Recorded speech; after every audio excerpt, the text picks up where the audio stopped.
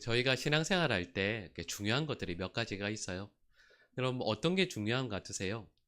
저는 기억나는 게 이제 몇 가지 원칙들이 있는데 그 중에 하나 제가 늘 애를 쓰는 게 뭐냐 하면 기억하는 거예요. 그래서 어떤 분들은 신앙에 이제 그분의 신앙이 좋은가 그렇지 않은가라고 할 때 이런 왜 그렇죠? 우리 항상 보면 리모컨 어디 놔뒀니 꼭 까먹잖아요. 열쇠 어디 놔뒀는지 잘 잊어먹죠. 그런데 신앙의 기억력이 좋아야 한다라고 말씀해요. 하나님께서 나를 얼마나 사랑하시는지. 상황은 그렇지 않은 것 같지만, 여건은 그렇지 않지만, 하나님께서 나를 얼마나 귀하게 여기시는지를 기억하는 것.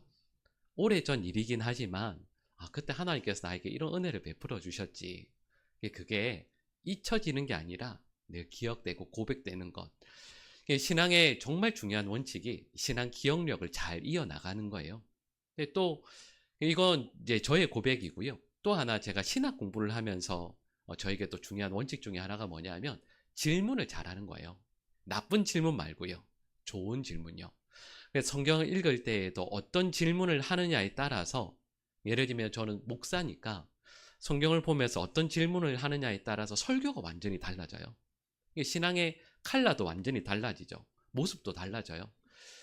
그럼 저희가 로마서 9장 말씀을 이제 쭉 살펴보고 있는데 이 유대인들이 계속해서 질문을 하거든요. 성도들이 질문을 해요. 근데 오늘 본 말씀을 보시면 사도 바울이 언급하는 9장에 나오는 마지막 질문이 하나 있습니다. 그 질문이 오늘 본문 19절 말씀에 나옵니다. 우리 19절 말씀을 다시 한번 같이 읽어보실까요? 혹 내가 내게 말하기를 그러면 하나님이 어찌하여 허물하시느냐 누가 그 뜻을 대적하느냐 하리니 아멘. 이런 19절 말씀 읽으니까 무슨 내용인지 잘 모르시겠죠? 그냥 딱 읽었을 때 이게 알 것 같기도 하고 한데 이 19절 말씀의 질문이 뭐냐면 이런 거예요. 간단히 말씀을 드리면 아니 하나님께서 다 결정하신다고 하니까 하나님께서 주권을 가지고 모든 것을 다 결정하신다고 하면 아니 내가 하나님 안 믿는 것도 하나님의 선택 아니냐고. 하나님 결정하신 거니까 하나님께서 나에게 뭐라고 하시면 안 되죠. 그 얘기예요. 그러니까 19절 말씀은 하나님께서 모든 것에 대한 결정권을 가지신다고 하면 우리가 엉망으로 사는 것, 우리가 하나님을 제대로 안 믿는 것, 여기에 대해서도 하나님께서 뭐라고 하시면 안 되는 거 아니에요? 이렇게 사도 바울에게 질문하는 거죠. 여기에 대해서 이전까지 저희가 살펴보았던 내용은 예를 들면 사도 바울이 그러니까 쉽게 말하면 논리적으로 대답을 해왔어요. 근데 여기에 대해서 사도 바울은 좀 다른 차원으로 대답합니다. 그래서 어떤 신학자들은 초월적인 관점에서의 대답이다 이렇게 하거든요. 그게 뭐냐 하면 이어지는 20절 말씀이 나옵니다. 우리 20절 말씀을 같이 읽어보겠습니다. 이 사람아 내가 누구이기에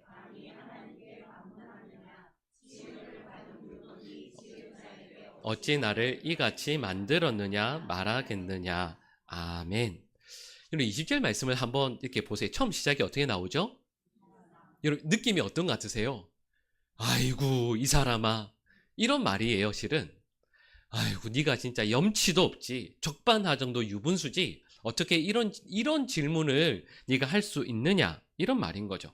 그게 뭐냐 하면 야 유대인들 너희가 잘못해서 구원을 받지 못하는 건데 어찌해서 그 책임을 너희가 하나님께 돌리고 있느냐? 말도 안 되는 소리 하지 마라. 이렇게 사도 바울이 말하는 거예요. 그래서 사도 바울이 이렇게 이야기하면서 대답하는 내용이 이어지는 말씀이죠. 그게 뭐냐 하면 그 유명한 무슨 비유냐면 토기장이의 비유입니다. 여러분 이런 거죠. 이 토기장이의 비유를 통해서 하나님과 사람의 관계를 설명하는 건데 오늘 본문 21절에서 24절 말씀에 나옵니다. 토기장이가 진흙덩어리를 가지고 뭔가를 만들어요. 오늘 본문에서 보니까 두 가지 그릇이 나오죠. 천하게 쓸 그릇과 귀하게 쓸 그릇. 근데 여러분 그렇죠. 토기장이가 여러분 여기 있는 진흙을 이렇게 한 덩이 이렇게 훅 둬서 그 물레라고 하죠. 거기에 올려놔요. 여러분 무슨 그릇으로 빚을지는 누구 마음입니까? 그죠. 토기장이가 그냥 마음이에요. 필요하면 그냥 대충 쓸 그릇도 만들 수도 있고 멋지고 귀한 그릇을 만들 수도 있죠. 아니면 이렇게 조금 만들다가 에잇 하면서 탁 내일 만들어야지 아니면 그냥 뭐 재료가 마음에 안 들어 버릴 수도 있겠죠. 근데 여러분 이 모든 걸 토기장이가 결정할 수 있는 권한이 있는 것처럼 우리와 하나님의 관계도 그렇다. 하나님께서 우리를 귀하게 쓸 그릇으로 혹은 천하게 쓸 그릇으로 만들 권리를 하나님께서 가지고 계시다. 그러니까 무슨 말씀이냐면 그러니 너는 네가 어떤 존재인지를 하나님 앞에서 분명히 알고 거기에 따라서 결단하고 행동하라 이렇게 말씀하는 거죠. 그러니까 여러분 우리는 뭐에 불과해요? 진흙 덩어리에 불과하다 이렇게 말씀합니다. 여러분 이건 성경에 있는 말씀이고 솔직히 이야기하면 우리는 진흙 덩어리라고 생각 안 해요. 그죠? 우리는 어떤 존재죠? 그죠? 이게 근데 맞아요. 우리 귀한 존재라고 이렇게 교회에서 말씀하시지만 실제로 우리가 사는 걸 보면 귀한 정도가 아니에요. 모든 사람들이 나를 세상의 중심이라고 생각해요. 우주의 중심이죠. 그죠? 여러분 이걸 알 수 있는 여러 가지 기준들이 있어요. 제가 생각해 보면 여러분 이걸 운전하시는 분들 혹시 이런 경험 있지 않으세요? 저 운전할 때마다 이 생각을 늘 하거든요. 운전할 때 기준은 항상 누구예요? 납니다. 여러분 그래서 혹시 이런 문장 혹시 읽어보셨어요? 운전할 때 나보다 늦게 가는 사람은 운전을 못하는 거고 나보다 빨리 가는 건 다 미친 사람들이다. 들어보셨죠? 이런 문장이 있어요. 아예 운전할 때 예를 들면 표지판이 기준이 아닙니다. 법이 기준이 아니에요. 도로의 흐름이 기준이 아니에요. 다 사람들이 운전할 때 기준이 누구냐면 나예요. 나보다 빠르면 미친 거고 나보다 늦게 가면 아유 저 운전을 왜 저렇게 못해 이렇게 하죠. 근데 여러분 제가 방금 말씀드린 이 내용을 웃으면서 이야기했지만 자기 중심성, 내가 모든 것을 판단하는 기준이 된다라는 걸 성경에서 뭐라고 말하냐면 이게 나 중심으로 판단하고 나를 기준으로 삼는 걸 죄의 본성이라고 이야기하는 거예요. 모든 게 내가 기준이에요. 다른 사람이 잘하든 못하든 하나님의 뜻대로 살고자 애쓰든 말든 상관이 없이 내가 기준이 돼서 모든 걸 판단하고자 하는 게 우리들이죠. 그런데 좀 전에 말씀드렸던 토기장의 비유의 핵심이 뭐냐면 기준은 내가 아니에요. 누가 기준이라고요? 하나님께서 기준이시다. 나는 그저 우주의 중심이 아니라 세상의 가장 중요한 인물이 아니라 창조주 하나님에 비하면 그 앞에 서면 우리는 단 하나의 진흙 덩어리에 불과하다. 그러니 우리는 하나님의 결정, 하나님의 판단에 대들 수 있는 권리가 없다. 여러분 이걸 말씀하는 거죠. 근데 여러분 제가 이렇게 말씀을 드렸을 때 여러분 이 내용이 오늘 본문 말씀에 나오는 눈에 딱 보이는 내용이에요. 근데 실은 로마서 1장부터 16장까지 전체 내용에 있는 게 뭐냐 하면 그 뒤에 깔려져 있는 내용이 뭐냐 하면 여러분 분명히 우리는 진흙 덩어리에 불과하죠. 여러분 맞습니다. 근데 중요한 게 있어요. 진흙 덩어리에 불과한 우리들이 여러분 한번 그림을 그려보세요. 그림을 그려보면 여러분 그 토기장이가 작업하는 그 자리가 있어요. 뒤에 뭐 여러 기구들도 있을 것이고 이쪽에는 그 재료들도 있겠죠. 근데 거기에 가운데 토기장이가 앉아 있습니다. 근데 그 장면에서 중요한 게 뭐냐면 진흙 덩어리에 불과한 우리들이 누구의 손에 붙잡혀 있죠? 하나님의 손에 붙잡혀 있다라는 게 중요한 거예요. 그러니까 우리는 하나님의 손에 붙들려 있으니 진흙 덩어리이지만 아무것도 아닌 게 아니다. 그리고 생각해 보시면 탁월한 예술가의 손에 붙들린 재료들을 한번 머릿속에 떠올려 보세요. 예를 들면 화가가 있을 수 있죠. 화가가 손에 뭐 들고 있어요? 붓도 들고 있을 것이고 물감도 있지 않겠어요? 눈앞에 캔버스도 있겠죠. 종이나 아니면 캔버스가 있을 거예요. 거기에다가 이 화가가 그림을 그립니다. 여기서 기억할 게 있어요. 예술가 앞에서 재료는 무기력할수록 좋습니다. 정말 멋진 화가가 예를 들면 한번 생각해 볼까요? 우리가 만약에 재료예요. 근데 정말 훌륭한 화가가 예를 들면 크레파스를 손에 딱 쥐고 그림을 이렇게 정말 멋있게 그릴 거예요. 근데 우리가 만약에 제가 파란색 크레파스라고 생각해 볼까요? 하나님께서 저를 딱 잡으셨어요. 이렇게 그리려면 어떻게 돼야 돼요? 제가 거기에 가루로 묻어 나와야 되거든요. 근데 우리들이 어떻게 하냐면 우리 한 고집하거든요. 절대 나를 내어놓지 않으리라. 예술가의 손에 붙들린 그 재료가 무기력해져야 되는데 그때 철저하게 능력이 있으려고 해요.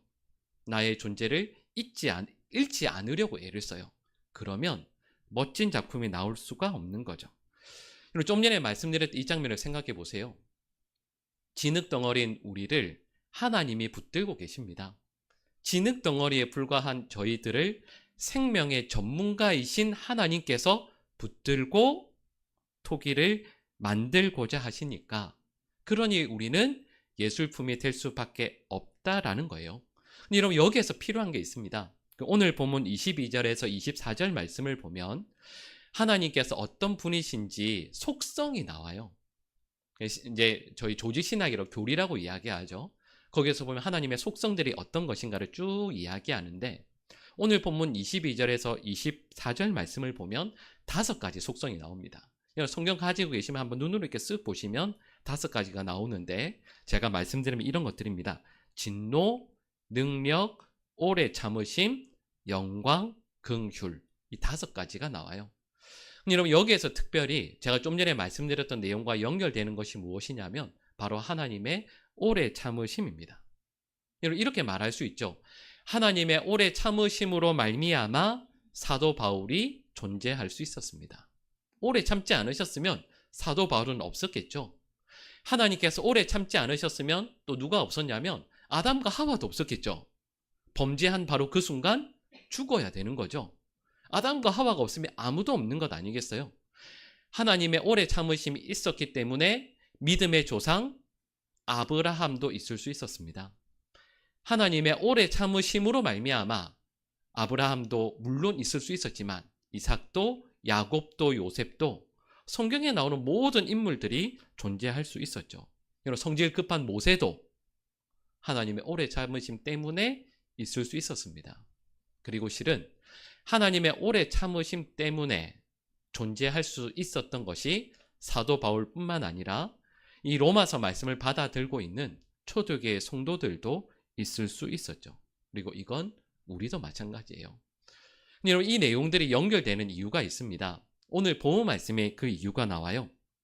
어떻게 알 수 있는가라고 했을 때, 우리 화면에 로마서 9장 22절에서 23절 말씀을 저희가 쓰고 있는 개역개정 성경에서는 잘 나오지 않아서요, 공동번역 성경으로 앞에 나옵니다. 우리 같이 한번 읽어보겠습니다.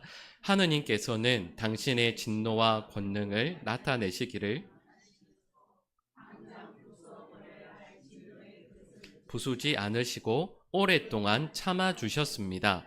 그것은 하느님께서 자비의 그릇에 베푸실 당신의 영광이 얼마나 풍성한지를 보여주시려는 것이었습니다. 그 자비의 그릇은 후에 영광을 주시려고 하느님께서 미리 만드신 것인데, 아멘. 여러분 아시겠지만 이 공동번역은 이상한 번역이 아닙니다. 여러분 아마 읽으시면서 약간 표현이 어색하시죠, 그죠? 하느님으로 나오니까요. 근데 여러분, 이 공동번역은 말 그대로 공동으로 번역한 거예요. 누구와 누가 함께 번역했을까요? 예, 우리 개신교와 천주교가 함께 번역한 성경입니다. 그러니까 여러분 이상한 번역이 아니에요. 근데 이 말씀을 읽는 이유가 있습니다. 저희 개역개정 성경에는 그 번역을 할 때 좀 그 의미를 살리지 못한 부분이 있는데, 여러분 오늘 본문 끝부분 잠깐 보시겠어요? 23절 끝부분을 이렇게 보시면 이렇게 나옵니다. 자비의 그릇은 후에 영광을 주시려고 누가 만드셨다고 나오죠? 하나님께서 미리 만드셨다라는 말씀이 나옵니다. 그러니까 이런 거죠. 자비의 그릇이 있어요. 긍휼의 그릇이 있습니다. 근데 이건 누가 만드셨죠? 하나님께서. 우리 개역개정 성경에 이게 잘 안 나와요. 그런데 여러분 방금 읽은 22절과 23절 말씀 빨리 눈을 한번 쭉 보시겠어요? 그러면 진노의 그릇은 누가 만들었을까요? 여기에 안 나옵니다. 여러분 여기 보시면 진노의 그릇을 누가 만들었는지를 안 나와요. 말씀을 안 해요. 근데 반대로 긍휼의 그릇은 하나님께서 만들어 가세요. 근데 무엇으로? 오래 참으심으로 만들어 가세요. 여러분 이 말씀이 어떤 의미겠어요?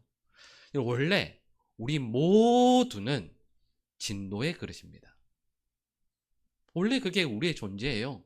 근데 진노의 그릇인 우리를 하나님께서 오래 참으셔서 긍휼의 그릇으로, 하나님의 긍휼과 자비를 담는 그릇으로 조금씩 조금씩 빚어주시고 만들어주신다. 이렇게 말씀하고 있는 거죠.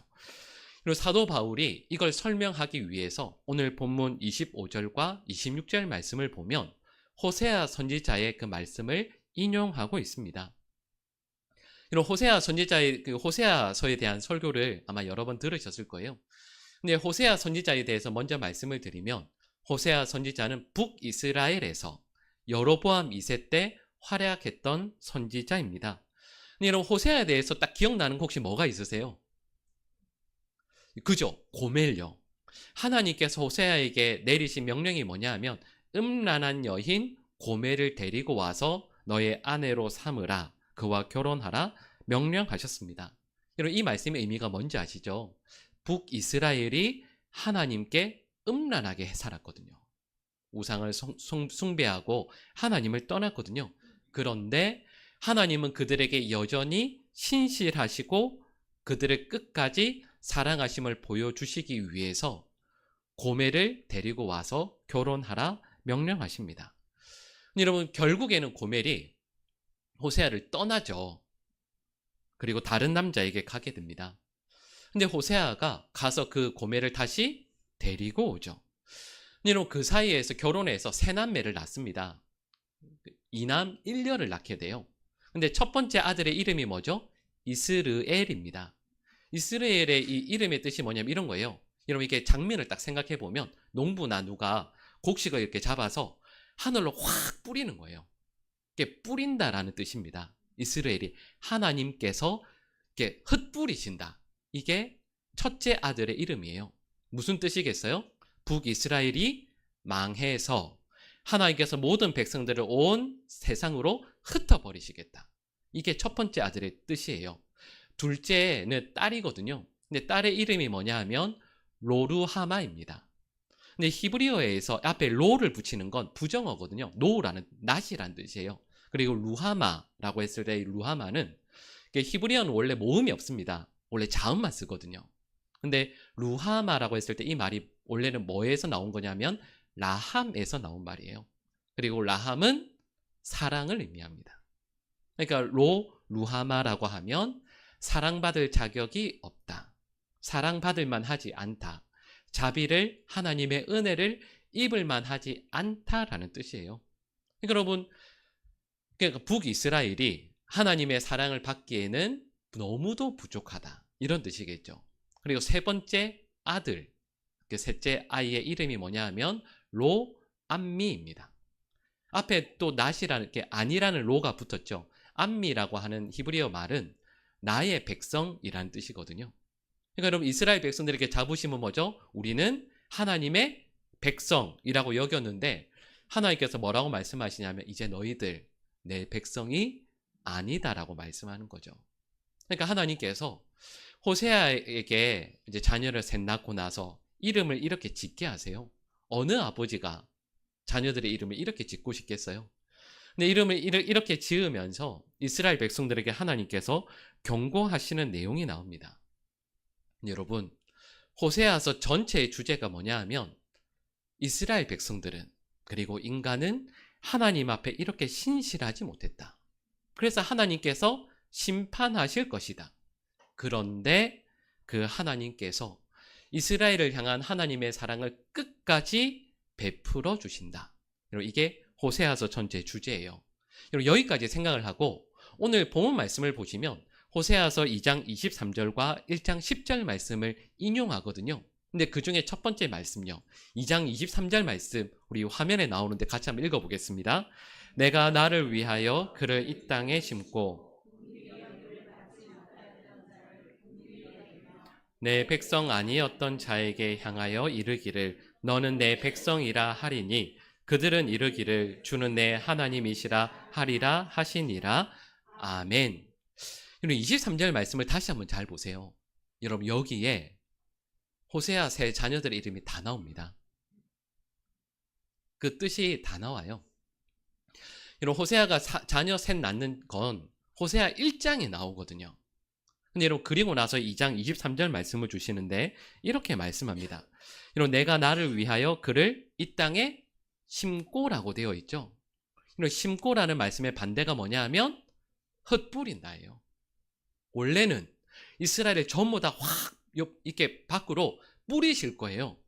근데 그 하나님께서 오히려 그들을 사랑해 주셔서 흩뿌리시는 게 아니라 그들을 땅 한 군데에다가 다 심으신다라고 말씀하는 거죠. 그리고 긍휼히 여김을 받지 못하였던 자, 이게 로루하마잖아요. 근데 그들을 긍휼히 여겨주신다. 긍휼히 여김 받을 자격이 없는 사람들인데 그들을 긍휼히 여겨주신다. 그리고 마지막 부분에 나오는 게 뭐냐 하면 너는 내 백성이다. 원래 내 백성 아니라고 하셨잖아요. 왜요? 이스라엘 백성들의 죄 때문에. 그런데 그들을 향해서 하나님께서 변하지 않는 사랑을 베풀어 주셔서 내 백성이라 불릴 자격이 없는 그들을 나의 백성으로 삼아 주신다라고 말씀하는 거죠. 그러니까 오늘 본문에서 사도 바울이 말씀하는 게 이거예요.